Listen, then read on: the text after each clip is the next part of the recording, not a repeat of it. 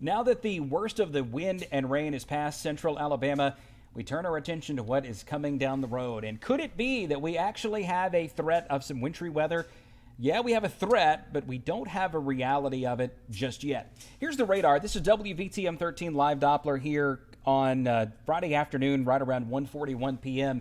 There were still some showers out there, but the high wind threat has ended for Alabama. But look up to the north. What a blizzard going on in the upper Midwest from Chicago into parts of Wisconsin and Michigan, northern Ohio, northern Indiana. Tremendous amounts of snow falling there, and it's wind-driven too, because this storm system that brought all the wind to us, it's a whopper. It's kicking up the wind everywhere. But look what it does to all this Arctic air that's back to the northwest. As this low tracks east, it makes room for that to plunge southward. And what happens over the weekend is we just get steadily colder as Arctic air just kind of oozes into north and central Alabama. And then it finally takes over between Monday and Tuesday of next week.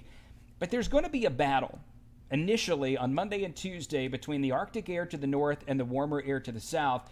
And that's where things are going to get very, very interesting across central Alabama. We have another impact day coming up, and we'll actually have quite a few of them in the next few weeks because of the cold air.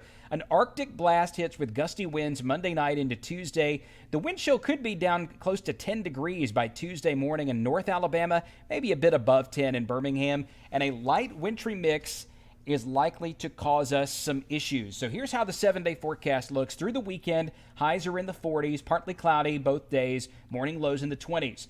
Monday is when things start to get a little interesting for us. Look at the temperatures there. 8 p.m. Monday, it's still above freezing in Birmingham, but well below freezing in northwest Alabama, where some snow may be falling at that point.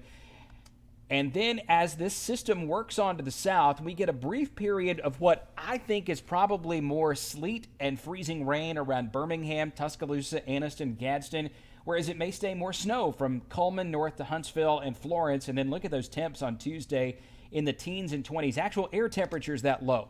Who gets some snow out of this? It's probably more likely in this zone here from the Tennessee River northward, Highway 72 northward. But there is a chance that maybe as much as an inch of snow and sleet could pile up around Tuscaloosa, Birmingham. I say it this way, 1 inch likely or up to an inch expected, because we're just not quite ready to put a formal number on this yet.